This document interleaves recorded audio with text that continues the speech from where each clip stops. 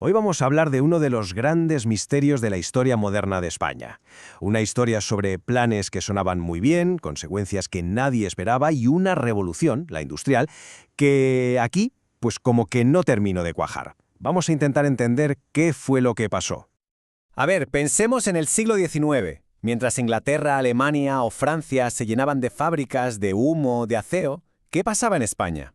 ¿Por qué daba la sensación de que el país se quedaba anclado en el pasado? ¿Fue mala suerte, una sola mala decisión o una tormenta perfecta de problemas? Ojo, porque es una pregunta con mucha amiga. Y esto no es una forma de hablar. El gran historiador económico Jordi Nadal lo definió así de claro, con estas palabras: el fracaso de la revolución industrial en España, así de contundente. Y esa es la cuestión de fondo, ¿no? ¿Cómo es posible que una nación como España no consiguiera subirse a ese tren del progreso que estaba cambiando el mundo? Bueno, pues para empezar a entender todo este lío, la primera pieza no está en una fábrica, no. Nos tenemos que ir al campo. Porque, y esto es fundamental, para comprender por qué la industria no despegó, primero hay que ver qué pasó con la tierra. La palabra clave aquí es una que seguro que nos suena: desamortización. A ver, el nombre puede asustar un poco, pero la idea era, en teoría, sencilla. El Estado le quitó, o mejor dicho, expropió una cantidad brutal de tierras a la Iglesia y a los ayuntamientos para venderlas en subasta pública. El plan era recaudar dinero y, de paso, modernizar la agricultura del país. Era un plan muy radical para la época. Claro, si uno lo lee sobre el papel, el plan parecía perfecto. Objetivo económico: conseguir pasta para pagar la deuda del Estado, que era gigantesca. Objetivo político: crear una base de nuevos propietarios que apoyaran al nuevo sistema liberal. Y el más importante, el objetivo social: el gran sueño de crear una clase media de agricultores, dueños de su tierra, que tiraran del carro del país. ¿Qué podía salir mal? Pues casi todo. La realidad fue un auténtico desastre. ¿Y dónde estuvo el fallo garrafal? Pues en algo tan simple como la forma de pago. Resulta que el Estado permitió comprar esas tierras usando sus propios títulos de deuda. Y claro, la pregunta es, ¿quién tenía esos títulos? Pues los campesinos desde luego que no. Los tenían los ricos, la burguesía, la aristocracia. Así que lo que pasó fue un simple cambio de cromos. Ellos entregaron unos papeles y se quedaron con las mejores fincas. El resultado: la tierra se concentró todavía más en pocas manos y los campesinos se quedaron fuera de la jugada. Y aquí llega la primera consecuencia económica, que es demoledora. Lo normal hubiese sido que el dinero fluyera del campo a la ciudad para invertirse en la industria. Pues no, ocurrió justo al revés. El capital de la gente con dinero de las ciudades se desvió masivamente para comprar más y más tierra. Es como si al motor de la industria le hubieran quitado la gasolina antes siquiera de intentar arrancarlo. Vale, ya tenemos la primera pieza. Un campo que, lejos de modernizarse, concentra la riqueza y empobrece a la mayoría.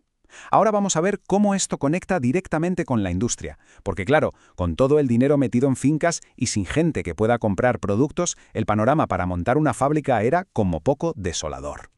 Pero es que no era solo un problema de falta de dinero, que va. Súmale a eso una inestabilidad política crónica, con golpes de Estado y guerras civiles. Súmale que se acababan de perder las colonias de América, que eran un mercado gigantesco. Súmale la escasez de materias primas clave como carbón de buena calidad. Y la guinda del pastel, un mercado interior paupérrimo. Si la mayoría de la gente es pobre, ¿quién va a comprar lo que se produce? Nadie. El cóctel era explosivo.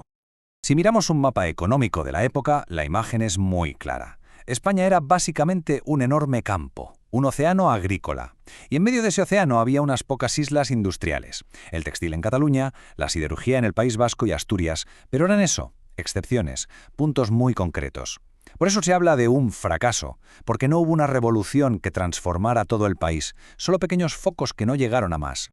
Muy bien, tenemos un problema en el campo y un problema en la industria. ¿Falta algo más? Pues sí, la tercera pieza de este puzzle, las infraestructuras. ¿Cómo mueves las mercancías si no hay cómo? Y aquí entra en escena el gran símbolo del progreso del siglo XIX, el ferrocarril. Pero, como ya vamos viendo, en España el tren también vino con sus propias complicaciones. Y es que hay que imaginarse cómo estaba el país antes del tren. Era un absoluto desastre. Las carreteras eran literalmente las calzadas romanas de 2000 años antes, pero hechas polvo, claro. Mover cualquier cosa de un sitio a otro era una odisea carísima y lentísima. Era imposible crear un mercado nacional unificado. Así que el tren no era un lujo, era una necesidad imperiosa. La pregunta del millón: ¿y quién paga todo esto? Pues España no podía. La economía estaba tan debilitada que no había dinero para financiar su propia red de trenes. Fíjate en el dato: el 80% del capital vino de fuera. sobre todo de Francia y Bélgica. Esto ya nos indica una dependencia económica brutal para construir algo tan estratégico. Y por si fuera poco, llega la decisión más famosa y controvertida, el ancho de vía. Por miedo a una posible invasión francesa por ferrocarril, se decidió que las vías en España fueran un poquito más anchas que en el resto de Europa. Una medida pensada para la defensa militar que se convirtió en un tiro en el pie económico de proporciones épicas. En vez de conectar el país a Europa, lo que se hizo fue levantar una barrera, un muro ferroviario invisibilizando. Vale, ya tenemos todas las piezas sobre la mesa. La tierra, las fábricas y los trenes. 3 problemas enormes.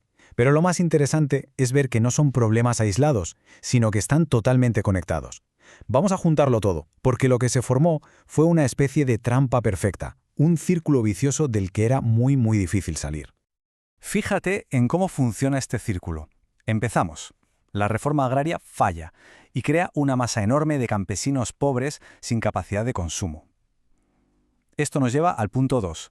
Si nadie puede comprar nada, ¿para qué vas a montar una fábrica? No hay incentivo. Tercer paso. Como no se invierte en industria, el poco capital que hay se sigue yendo a la tierra. Y para rematar, las infraestructuras, como el tren, en lugar de crear un mercado nacional fuerte, nos aíslan. Y ese aislamiento hace que el mercado sea aún más débil. Y volvemos a empezar.